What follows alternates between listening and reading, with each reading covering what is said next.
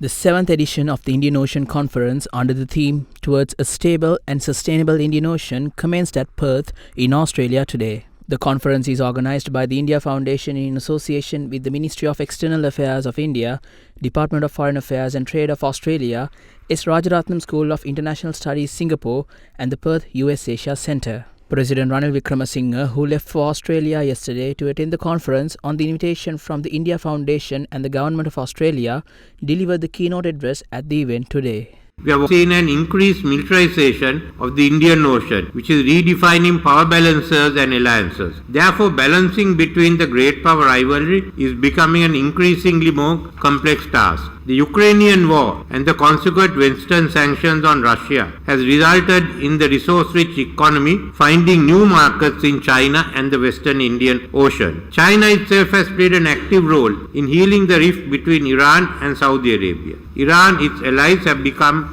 important players in West Asia. The ill-advised judgment of the US in supporting the Gaza war will diminish its influence in the region. The hostility of the countries forming the Islamic Arch in the Indian Ocean will prevent any close rapprochement with USA for some time. The Russian, Chinese and Iranian strategies are successfully biting at the US hegemony, thereby further weakening the US. The Indian Ocean stability therefore requires an early end to the Gaza war. The recent attacks on commercial vessels by Yemen-based Houthi rebels is a challenge to the freedom of navigation. We have to ensure access and mobility in Suez Canal, the Red Sea, Bab el-Mandeb and the Gulf of Aden. We need to refocus on the freedom of navigation in the Indian Ocean. Sri Lanka offers to recommence the discussions on the freedom of navigation in this ocean. According to estimates, there will be an 8-fold increase in the GDP of India and Indonesia by 2050. Similar increases are expected in some of the other countries in South and West Asia. This requires additional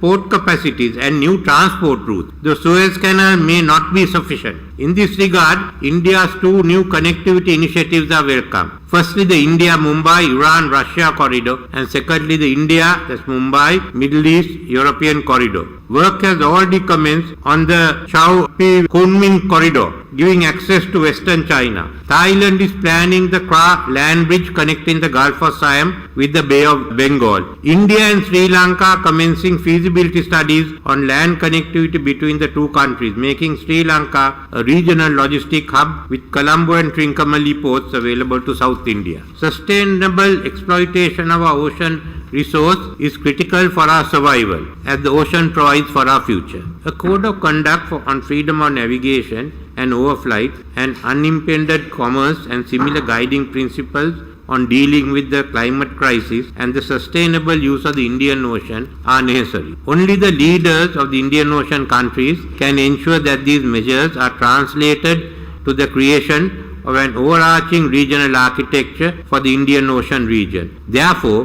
the responsibility lies with us.